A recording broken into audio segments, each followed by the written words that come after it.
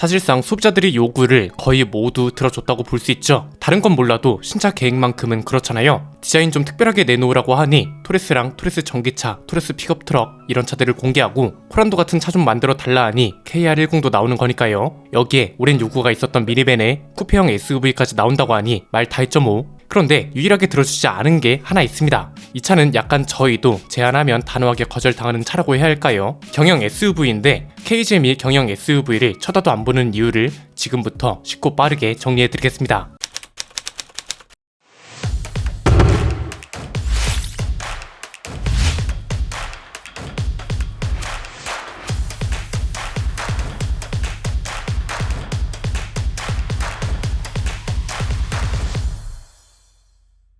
경영 SUV에 대한 이야기는 꽤 오래전부터 나왔습니다. 오히려 KG그룹에 인수되기 전부터 스즈키 짐니가 워낙 유명하다 보니 이런 차를 쌍용차도 만들어야 하는 거 아니냐 이런 얘기가 굉장히 많이 나왔거든요. 그래서 저희도 당연히 짐니 같은 차는 만들 생각이 없는 건지 물어봤을 거잖아요. 보통 다른 차종들은 제안을 하면 내부적으로 검토해보겠다, 제안해보겠다, 내지는 이미 개발 중이다 이렇게 긍정적으로 답변이 돌아왔습니다. 그렇게 해서 현재의 KGM 신차 계획이 모두 잡혀있는 건데 경영 SUV는 유일하게 긍정적인 답변을 못 들어봤습니다. 좀 심하게 말하면 진짜 쳐다도 안 보는 수준이라고 해야 할 것 같습니다. 아주 단호하게 그건 못 만든다 이런 식의 답변이 대부분이었거든요. 이게 일반 소비자들 입장에선 당연히 이해가 안 될 수밖에 없죠. 스즈키 짐니를 실제로 보신 분들은 아실 겁니다. 이 차가 겉에서 보기엔 마냥 귀여워도 실내나 기능 같은 걸 보면 내실이 탄탄한 차라는 게 느껴지거든요. 투도어 모델에 뒷좌석도 앉을 수 있고요. 딱 보면 경차라는 느낌보다 그냥 작은 SUV인데 다른 차들보다 탄탄해 보인다 이런 느낌이 듭니다. 그리고 이 차가 경쟁력이 없는 것도 아닙니다. 직수입하는 분들이 주변에 있어서 알아보니까 짐니의 원래 가격은 2천만원대라고 합니다. 옵션이 좀 풍부하면 3천만원대까지 가는데 지금은 워낙 인기가 좋고 수요가 높은 대신에 공급량이 받쳐주질 못하고 있다는 겁니다. 보통 이런 상황이면 수요가 다른 곳으로 빠지면서 해당 모델 인기가 식기 마련이잖아요. 그런데 짐니는 오히려 프리미엄이 붙고 있다고 합니다. 보통 2천만원대인 차가 지금은 6천만원대, 많을 때는 7천만원까지도 거래가 된다고 합니다. 말도 안 되는 거죠. 요즘에는 KG그룹으로 인수된 이후로 신차 계획도 잘 나오고 신차 출시도 꽤 꾸준하게 진행되고 있다 보니까 스즈키 짐니 같은 차를 만들어 달라는 요구가 다시 나오기 시작했고 심지어는 만들기만 하면 대박 날 텐데 도대체 왜 안 만드는 거냐고 하소연하는 댓글도 종종 보입니다. 그런데 그냥 단호하게 말씀드리면 아마 앞으로 스즈키 짐니 같은 차가 KGM에서 나오기는 어려울 거고 회사 규모가 커져도 이건 굉장히 힘든 일이 될 겁니다. 즉 기대하기가 어렵다는 건데 이유는 생각보다 간단합니다. 일단 얼마 전까지는 생산 파이가 문제라고 말씀드렸습니다. 왜? 기본적으로 경차나 1톤 화물차 같은 차들은 박리 담회가 필요합니다. 가격이 저렴하기 때문에 많이 팔아서 많이 남기는 전략이 무조건 필요하다고 말씀드렸잖아요. 그런데 KGM은 박리 담회가 불가능한 회사였습니다. 왜냐면 공장 파이가 너무 작았거든요. 당장 3차 생산 공장이 평택 공장 하나밖에 없었잖아요. 여기에 평택 공장은 내연기관차 중심으로 설계되고 가동되는 공장인데 순수 전기차도 계속 도입될 예정입니다. 이뿐만이 아니죠. 차 종류도 너무 많고 하이브리드 모델까지 도입될 예정입니다. 아직 신차 계획 대부분이 계획 단계일 뿐인데도 벌써부터 포화 상태란 거죠. 그럴 수밖에 없습니다. 평택 공장에서 현재 생산되고 있는 차가 토레스, 티볼리, 티볼리 에어, 코란도, 렉스턴, 렉선 스포츠, 렉선 스포츠 칸 벌써 이렇게 많잖아요. 여기에 토레스 전기차, 토레스 픽업 트럭, 토레스 쿠페, KR10, 미니밴 이런 차들까지 추가됩니다. 현대차였으면 이 공장, 3공장까지 나눠서 생산했어야 할 차종인데 KGM은 이걸 평택 공장 하나에서 모두 해결해야 하는 상황이었다는 거죠. 그래서 가뜩이나 작은 차는 박리 담회 전략이 필요한데 공장 생산량이 받쳐주지 못하면 출시하는 순간 손해였다는 겁니다. 예컨대 경차는 회사 단위로 구매하는 경우도 많습니다. 렌터카 업체, 택배 업체, 우체국이나 관공서 이런 곳에서 대량 구매를 하는 경우가 대표적이죠. 이렇게 되면 일반 소비자들은 사실상 뒷전이 되는 거라서 현실적으로 불가능한 일이었다는 건데 이쯤에서 이런 생각하는 분들도 계실 겁니다.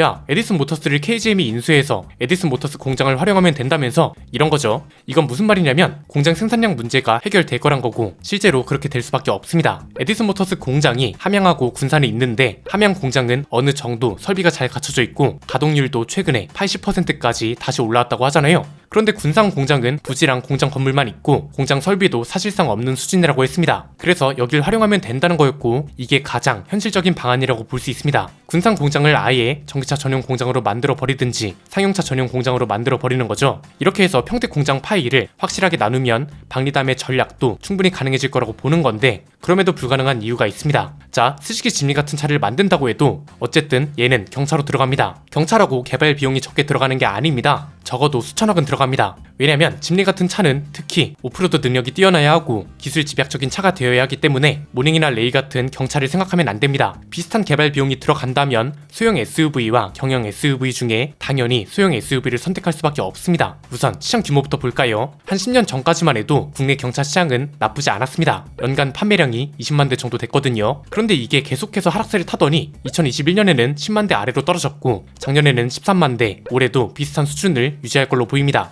전국에서 경차를 새로 사는 사람들이 1년에 13만밖에 안 된다는 겁니다. 이게 문제가 되는 이유가 뭐냐면 작년 한 해 동안 현대차그룹이 판 차가 121만 대입니다. 경차 시장은 현대차그룹 판매량 중에 10%밖에 안 된다는 거죠. 심지어 이걸 또 여러 차종하고 나눠야 하잖아요. 모닝, 레이, 캐스퍼, 심지어 이제는 레이 전기차가 추가됐고 캐스퍼 전기차도 도입될 예정입니다. 이렇게 작은 시장에 굳이 들어갈 필요가 없는 거죠. 이렇게 생각할 수도 있습니다. 아니 소형 SUV 시장이라고 더 나은가? 여기도 완전 포화 상태 아니냐? 이런 건데 이것도 틀린 말은 아닙니다. 작년 국산 소형 SUV 판매량이 13만 8천 대 정도 됐거든요. 그리고 여기도 진짜 차 종류가 워낙 많아서 포화 상태인 것도 맞습니다. 그런데 이런 게 다르죠. 마진 차이가 있는 겁니다. 브랜드마다 다르긴 하겠지만 여러가지 자료를 종합해 보니 경차는 한 대를 팔면 몇십만 원 정도가 남는다고 합니다. 이건 그냥 쉽게 표현하면 소형 SUV는 50만 대만 팔아도 손익분기점을 넘기는데 경영 SUV는 최소 200대 이상은 팔아야 한다는 거죠. 또 다른 하나는 경쟁력인데 짐리 같은 차가 나온다면 가격 경쟁력을 가져가기가 힘듭니다.